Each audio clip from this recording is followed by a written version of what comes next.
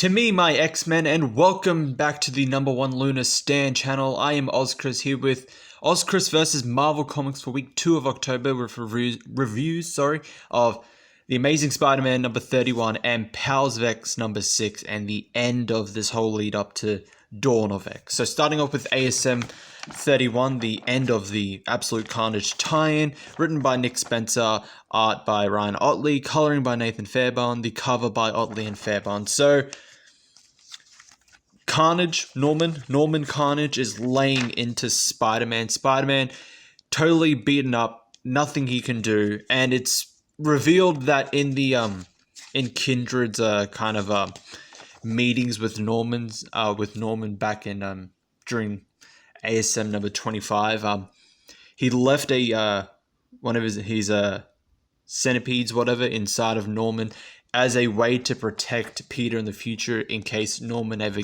got out and wanted to attack Peter. So Norman is unable to continue his attack on Peter, so he decides to go after the two kids who both have the symbiote codexes within him. And this event, with the kid's life on the line and given his past with Norman, this motivates Peter to get up, just beat the hell out of Norman and save the day. So that's literally all that just happens in this book. It's just nice, simple end to this tie-in. So story, I'm going to give it a 4 out of 5.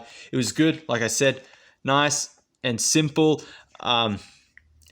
More hints to who Kindred really is, but I think it's way too obvious. Like, it's very much hinting that Kindred is Harry Osborn, given how he talks to Norman, and then also how when the Cletus Cassidy personality within him says that, no, the Norman voice in my head has a message for you, and it's like, I'm proud of you, all that. So very much hinting that Kindred is Harry Osborn, but this seems too easy. Like, it seems too obvious that it's going to be Harry Osborn. I'm talking to one of my friends, Quill, who is much more of a Spider-Man expert than me. It could be Harry. It could be pre One More Day Peter, because there was a story where Norman was grooming Peter to be his kind of heir, treating him as like the son he always wanted and all that. So could be either of those. Could be a fusion of the two, but we'll have to wait and see.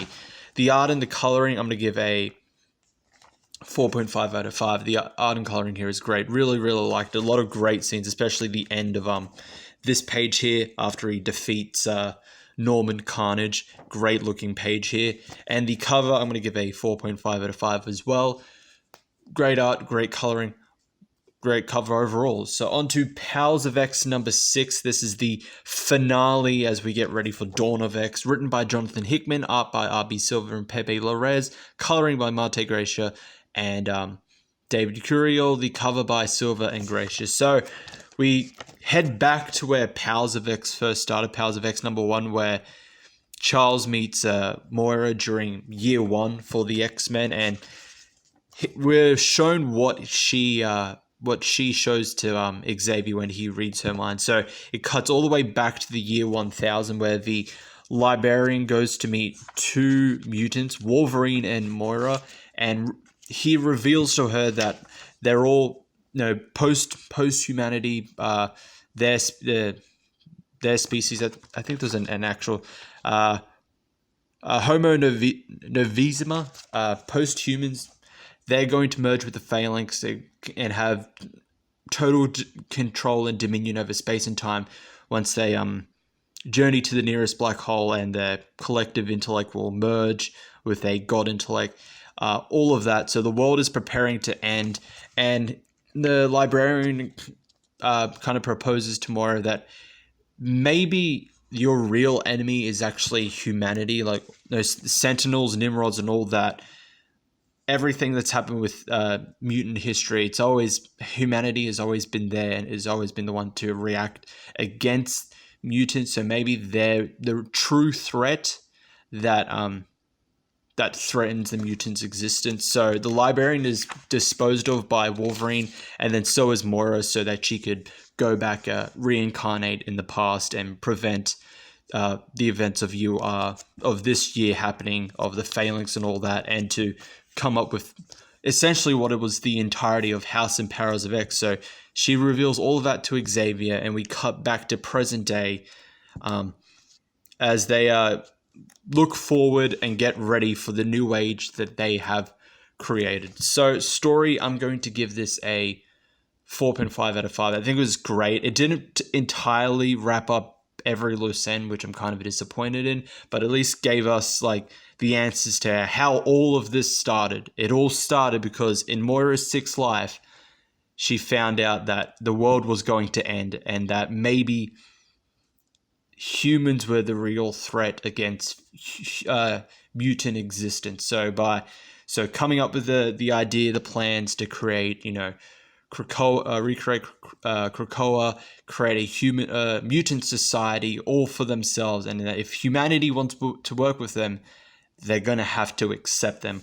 All of that, and see how this will work, because there are certain parts to this plan that could jeopardize the entirety of this new mutant society and all that. So the 12th seat on the council is still not filled because Emma Frost has to pick the Red King for that spot.